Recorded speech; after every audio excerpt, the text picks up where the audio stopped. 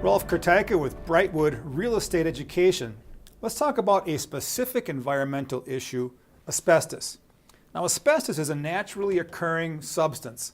It's cheap, it was plentiful, and before we knew it could kill you, it was the greatest thing since sliced bread and canned beverages. It made everything that you put it into bigger, faster, stronger, better.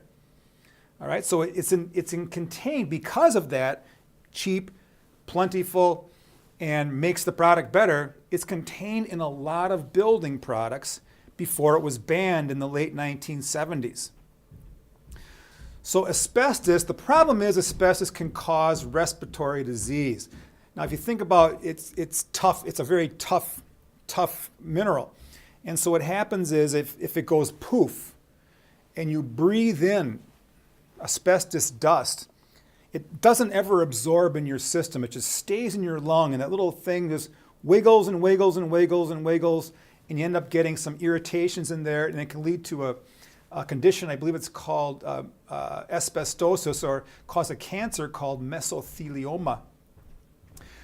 It was used prior to 1978 in building materials, and I mean everywhere. Pipe, wall insulation, flooring tiles, ceiling tiles, and siding. You know, if it's still there, the best thing to do might be just to leave it alone or cover it or something like that. Think about hospitals or older hospitals or schools, anywhere where we have those heavy-duty 12 by 12 tiles that look the same as they did when you went to school there, maybe as a kid.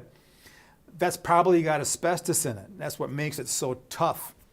So generally it's not a problem. It's harmful if the fibers are friable when they go poof. So if I take a piece of asbestos siding and I snap it, and now these little almost invisible microscopic pieces of fibers go into the air and I breathe that in, that's when it's potential, when they're friable. So a nice word, not a nice word, but a good word for you to remember for test purposes is friable. When is asbestos dangerous? When it's friable.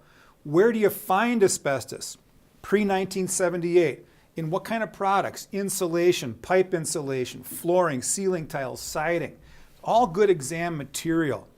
And again, inhaling the fibers may cause a respiratory disease or respiratory issues. So dealing with asbestos, prior to demolishing a building or doing a substantial renovation, I mean a whole, tear it out to the walls type of renovation, like in a commercial setting, quite often you have to have the asbestos removed prior to demolishing a building or prior to a big-time renovation. And that removal must be done by a licensed professional. They encapsulate the building in a tent of plastic and they pressurize it and things like that so the dust won't escape. It's a really, really involved process. That's called an abatement. So there are a couple of words when it comes to dealing with asbestos I want you to know for the exam. Two words. One is, with asbestos, there could be an abatement. That's a big-time deal, and it doesn't happen all the time in a residential setting. In a residential setting, more likely, we're going to do something like encapsulation. And encapsulation is the sealing in place. It's often a better choice than removal.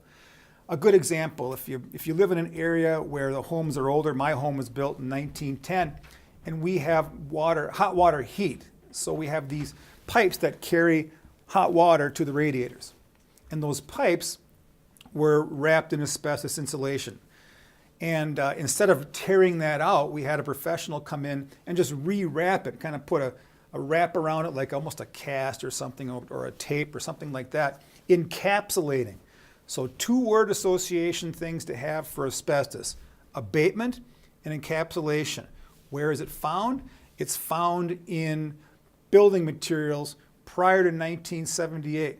Like what? Flooring, siding, insulation, things like that. So there's our discussion on asbestos.